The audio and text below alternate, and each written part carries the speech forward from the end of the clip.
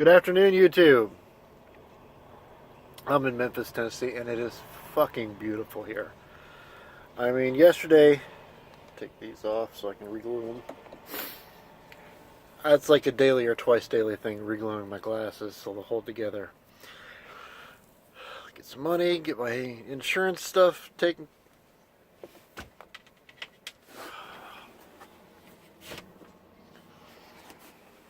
Get some insurance, back the way it's supposed to be, and I'll be taking care and getting some new glasses. But until then, super glue is my friend. Beautiful today. But I was reflecting. Yeah, big word for Greg. I was reflecting on how I often say, I don't like this, I don't like that. And a lot of times it's part of my job. I love my job. Don't get me wrong. There are things about my job that I don't like. But the 99% of my job is getting on the road, setting the cruise, and just rolling. That's it.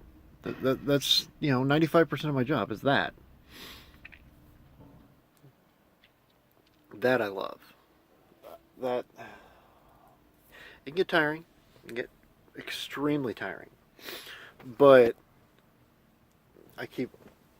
I'm watching the shop doors because I'm sitting in Memphis at the Swift terminal here, waiting for them to fix my bunk heater so I won't freeze to death.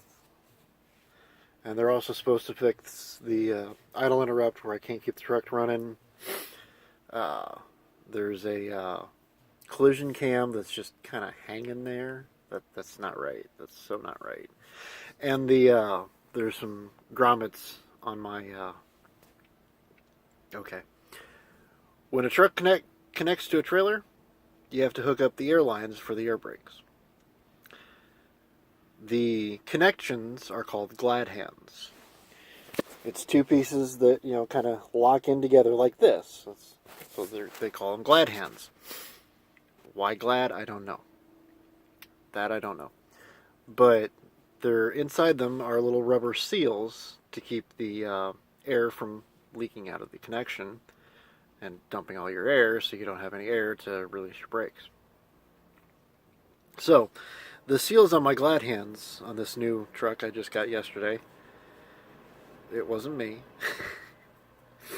but the seals are getting old, worn out, broke down. Just replace them. They're like a 10-cent part, so they're not going to give a shit about replacing those. And it wasn't me anyway. So whatever. But, yeah.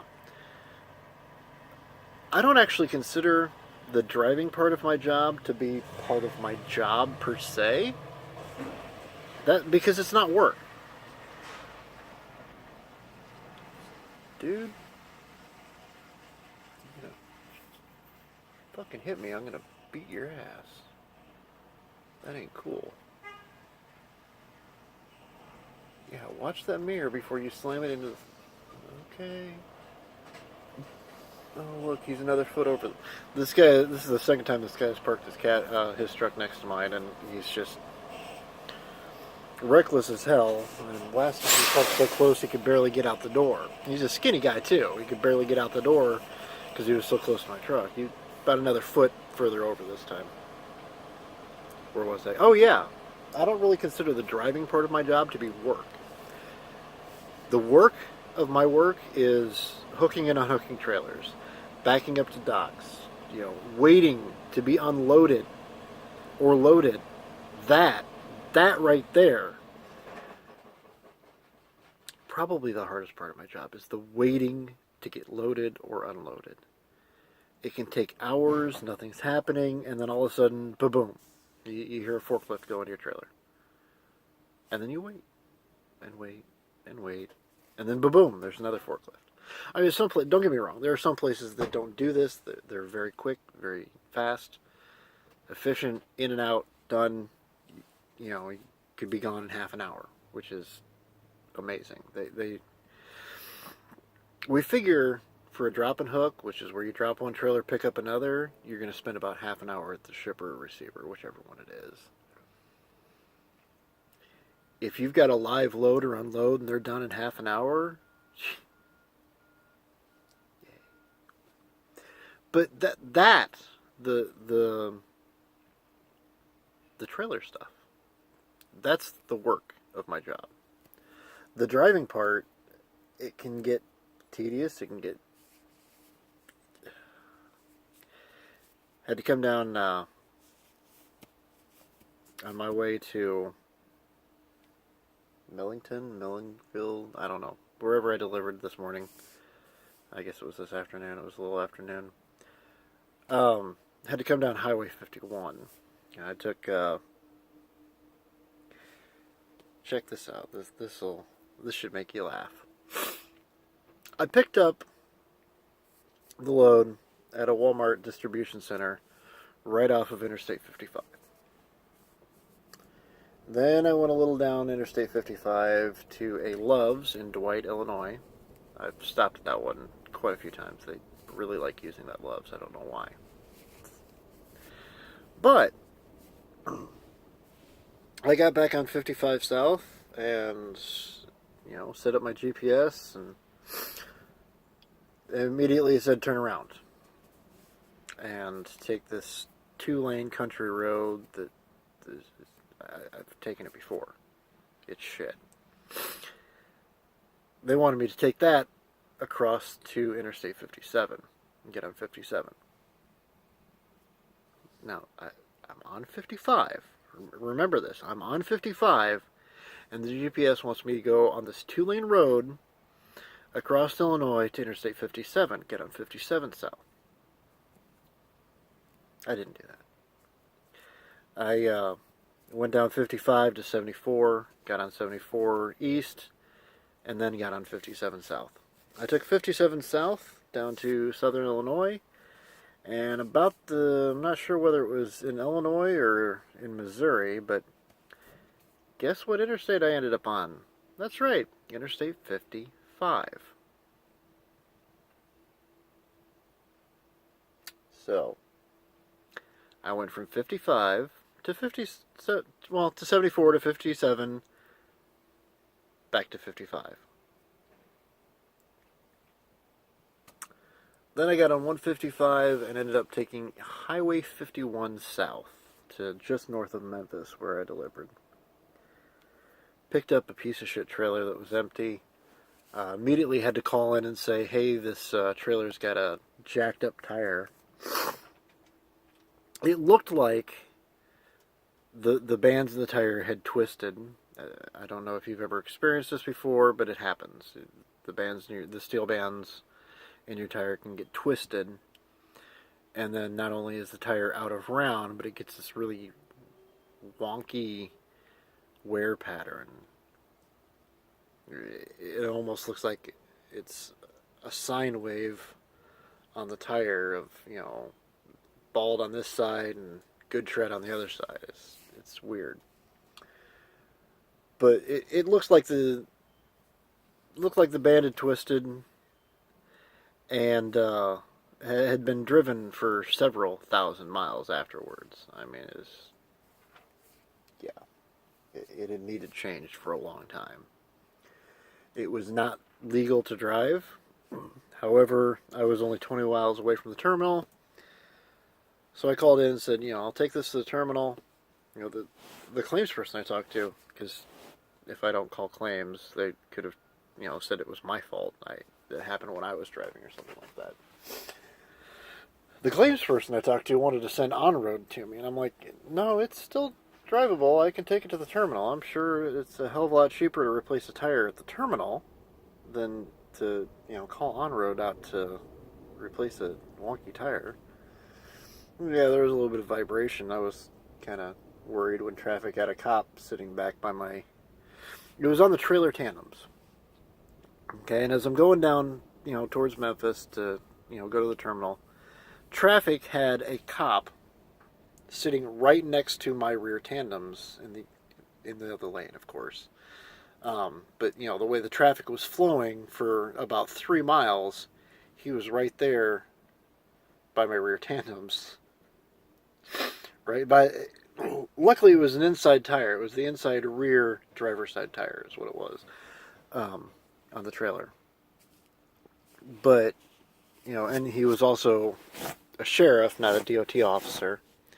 I don't know if they know what the rules for truck tires are or not, but had it been a DOT cop, I might have gotten a ticket for that. But you don't see them out a lot. You worry about scales and stuff like that. That's where you're going to find most of them. Anyway, I completely and totally lost the thread of where I was going with this. But it's a beautiful day here in Memphis. From shivering last night to needing the air on, the cab of a truck gets really hot. Yeah, I forgot to turn off the heat in the cab, in the bunk area. Not the bunk heater, but the regular. Let me show you guys the control panel, if you can see it. Yeah, I got the heat and fan speed, and I forgot to turn this off this morning. So it was getting really hot back here, and I wasn't back here to notice that the fan was still on. I was up front. So it kept getting warmer and warmer and warmer. I'm like, it's only 57 outside. Why am I getting so warm? You know, got up to 60, and I'm like, all right, fuck it, I'm turning on the air. Because I was getting really over warm, and it was only 60. I had the window down, and I was still getting warm, but I had the heat on back here. Anyways, yeah, I've completely lost the thread of where I was going. It's not work to drive, and that's most of my job, so I love that. But to get the driving, I got to deal with shit like waiting for the shop in the 2 hours or less lane. That's the one I'm in. I'm in the 2 hour or less lane.